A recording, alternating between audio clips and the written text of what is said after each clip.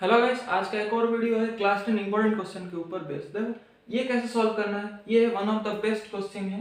इसको कैसे सॉल्व करना है, देखो ये थोड़ा ट्रिकी क्वेश्चन भी है। देखो इसमें क्या लिखा है, the sum of the first three term of an AP is 33 दिया है और बोल रहा है if the product of the first term and the third term exceeds the second term by 29 find the AP. ये क्वेश्चन को ऐसे नहीं पढ़ना, पहले लाइन को पढ़ो।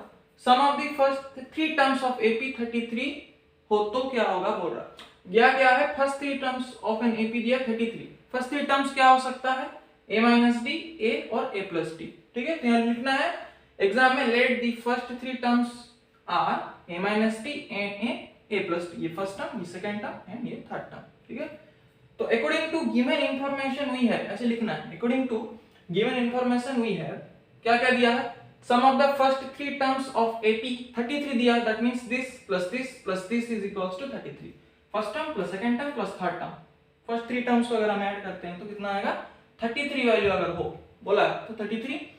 तो यहाँ पे क्या होगा, ब्रैकेट को अगर ओपन करेंगे a minus T plus a plus D is equals to 33। यहाँ पे देखो माइनस टी प्लस डी, ये minus D a plus D है ना, तो ये और ये कैंसिल आउट हो जाएगा। ये दोनों अगर कैंसिल आउट हो गया तो बचा क्या, a plus a that is 3a। तो 3a is equals to 33।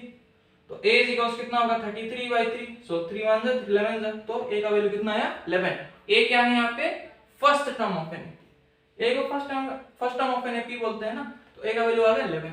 Next क्या करना है, d का वैल्यू फाइंड आउट करना है। अगेन क्या बोल रहा है, इफ द प्रोडक्ट मतलब multiply of the first term that is a minus t and the third term, this is the first term, this is the second term, this is the third term ना, तो first term and third term का अगर multiply that is product of first term and third term that is a minus t into a plus t exceeds the second term। exceeds मतलब बढ़ गया, तो बढ़ गया मतलब क्या, प्लस का यूज करेंगे। exceeds मतलब इक्वल्स टू सेकंड टर्म क्या है a, तो a by 29 से अगर बढ़ जाता है second term, product of first term and third term a minus D into a plus D exceed the second term, मतलब सेकंड टर्म से कितना बढ़ जाएगा 29, तो a प्लस 29। इक्वेशन दिया, इसको सॉल्व करना है। ये देखो a plus B, a minus B, a plus B into a minus B मालूम है ना identity, so a plus B into a minus B is equal क्या, a square minus B square formula.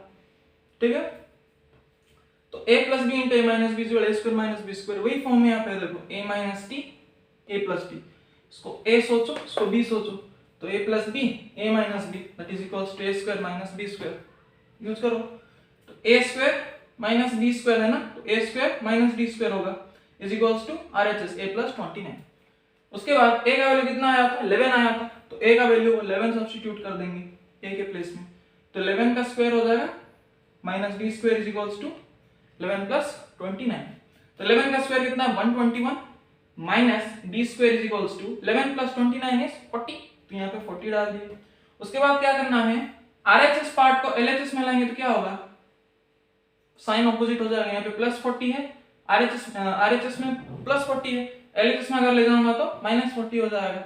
यहाँ पे LHS में minus D square है, RHS में ले जाऊंगा तो प्लस डी स्क्वायर हो जाएगा, उसके लिए प्लस डी स्क्वायर हो गया। 121 माइनस 40 कितना होगा 81, इसीलिए d square is equals to this is equal to this, तो this equal to this लिख सकते हैं ना, LHS equal RHS by RHS equal LHS, एक ही बात है। तो d square is equals to 121 minus 40 लिख दी, तो d square is equals to ये कितना होगा 81 आएगा।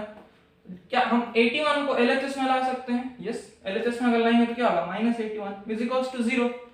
इसका मीनिंग क्या है, 81 को हम 9 का स्क्वायर लिख सकते हैं ना, यस।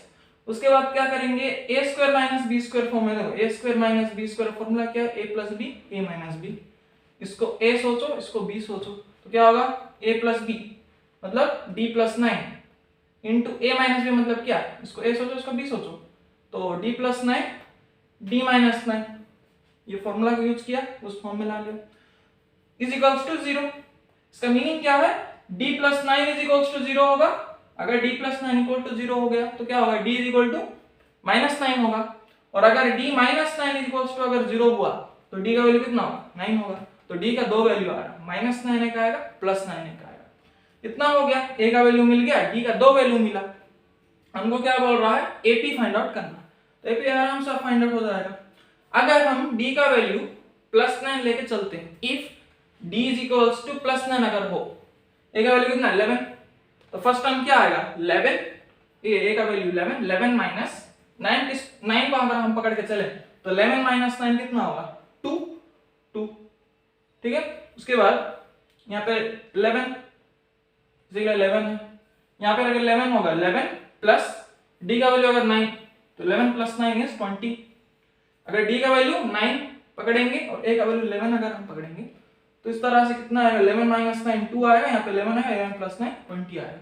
और अगर हम d का वैल्यू -9 अगर हम यूज करेंगे तो तब क्या होगा, a का वैल्यू तो ऐसे इट इज 11, 11 माइनस d का वैल्यू कितना -9, तो क्या होगा 11 माइनस ऑफ -9 होगा ना।